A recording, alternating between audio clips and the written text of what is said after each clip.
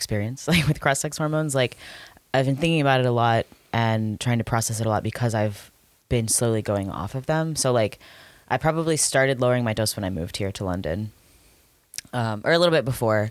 And now I'm just taking like an insanely minuscule amount.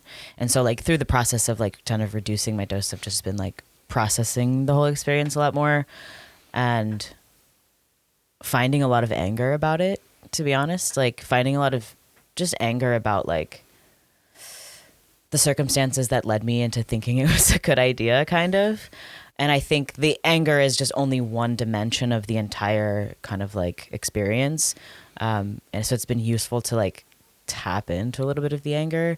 But also in the processing, I've been trying to really identify what it was, like what, like why, like how did I end up there? And I don't even really have an answer. Because I remember Do you know what I asking mean? you, and then you sort of skimmed past the.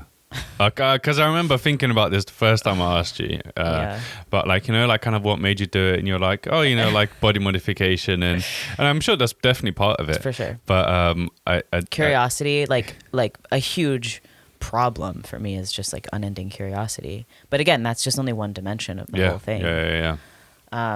So it's not like a one-dimensional answer about like why. What did you feel anger towards? Now or then? And both, I guess. Like Yeah. more now.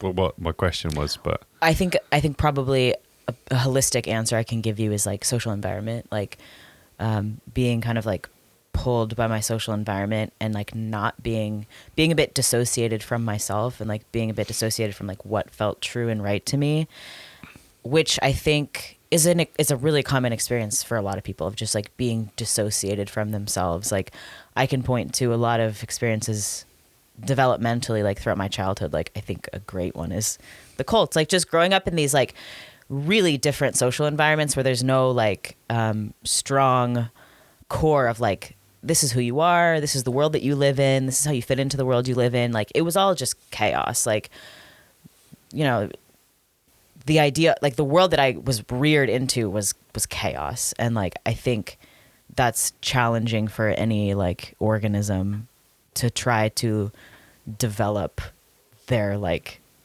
cerebral cortex. And, you know, like those are like really important periods of time where you're like your neural circuitry is like being wired.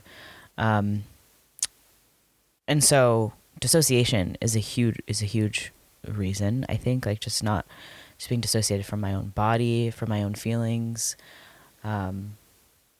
which I think is where the truth of who you are kind of exists. Like I think it does lie in like the signals that your body gives you, you know? And I just didn't have I didn't like speak the language of like communicating with my body and with my like feelings.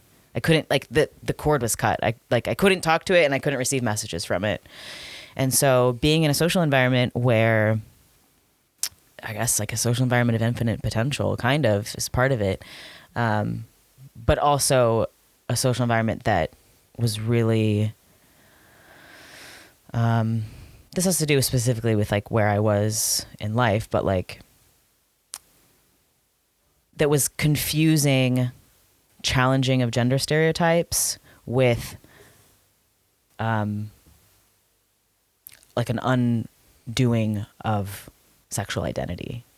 So it's like, well, if you don't want to be subject to misogyny, you can't be a woman.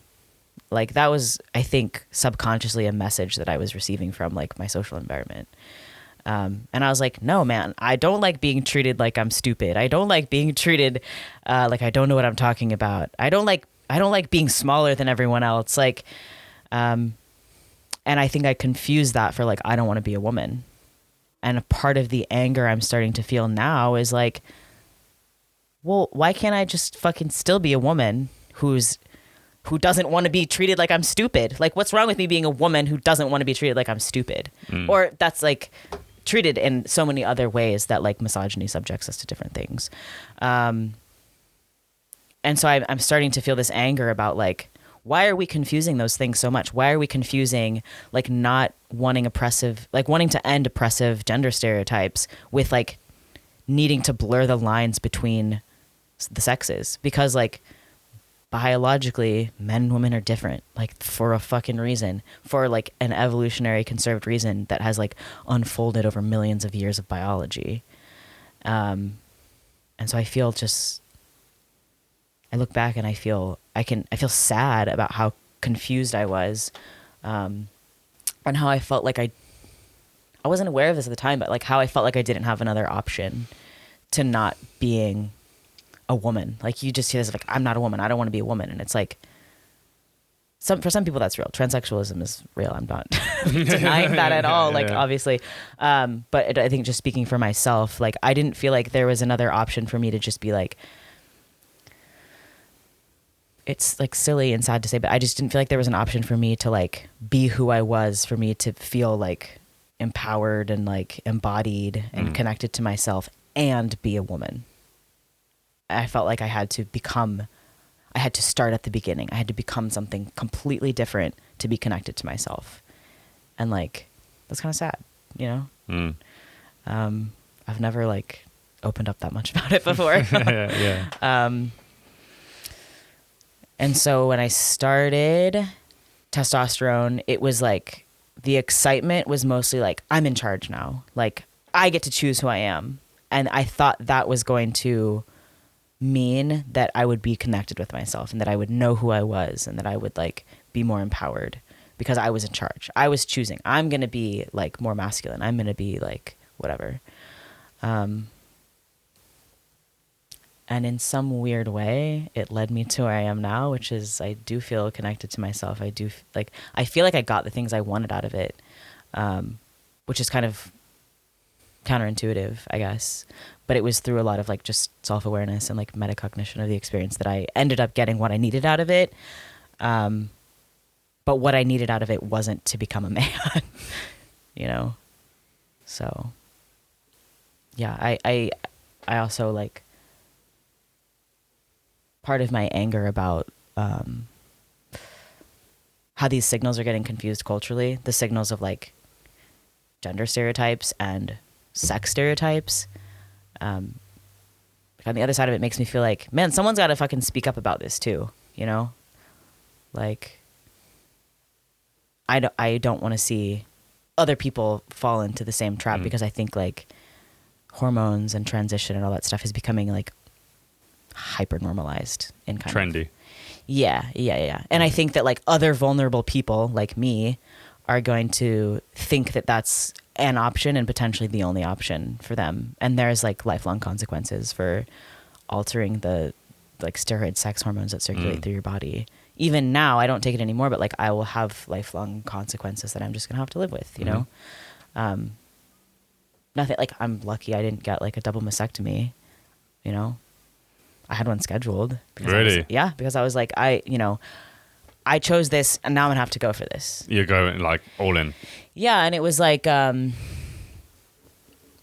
it's like paradoxical because it's like, oh, well, I'm in charge. I get to choose. I'm making all these choices for myself. But still it followed this like very common trajectory of like, you start hormones, you start wearing a binder, you start like dressing a different way, you talk in a different way, and then you get top surgery, and then you're a man or whatever. Like there's this like a trajectory of transition that subconsciously I think I was just kind of like, oh yeah, like I'm gonna go do that, whatever, which is not me choosing. That's not authentic. It's authentic to me, you know.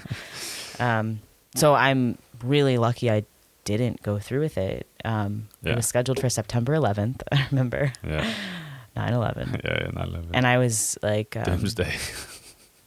And then just I was having dreams about it. I've told you about my prophetic dreams, but like I was having dreams about just like my body and whatever. And my dreams were like, don't do it.